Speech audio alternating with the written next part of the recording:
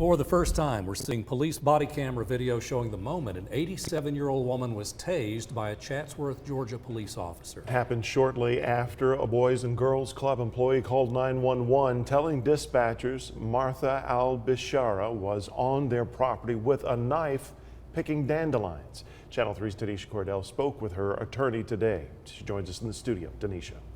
Well, Greg, first off, I spoke to Al-Bishara's granddaughter by phone today as well. She says her family is aware of the video, but it has been hard for some of them to watch. Their attorney shared it with us on their behalf.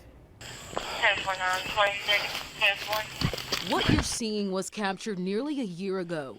The video from a Chatsworth police officer's body camera shows the moments before and after 87-year-old Martha Al-Bishara was tased. Stop!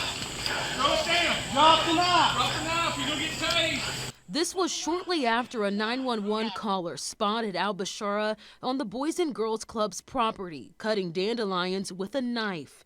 The officers who responded repeatedly told Al-Bishara to put the knife down. Moments later, one of the officers fires his stun gun.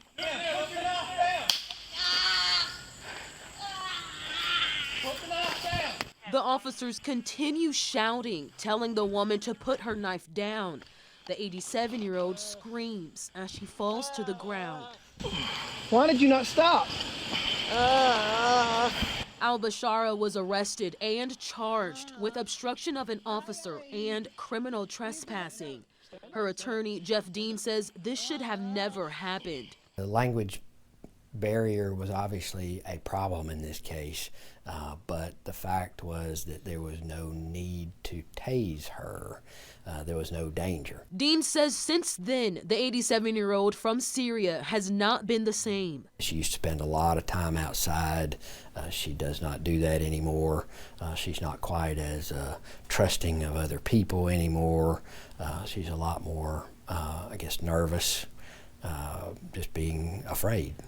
When we reached out to the Chatsworth police chief in August, he sent a statement saying in part, the last thing any member of our department wanted to do was use a taser on an elderly female. However, when she began to walk towards the officer from an elevated position with a knife, the officer used the most reasonable amount of force that he could at the time.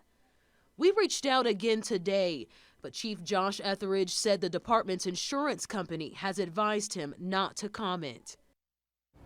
Al-Bishara's attorney plans to file a lawsuit claiming excessive force was used in that arrest, but he says Al-Bishara has no ill will against the officers or the police department. He says she loves the community she has lived in for the past 20 years. He expects that lawsuit will be filed within the next 2 months. For now, live in the studio, Tanisha Cordell, Channel 3 Eyewitness News. Tanisha,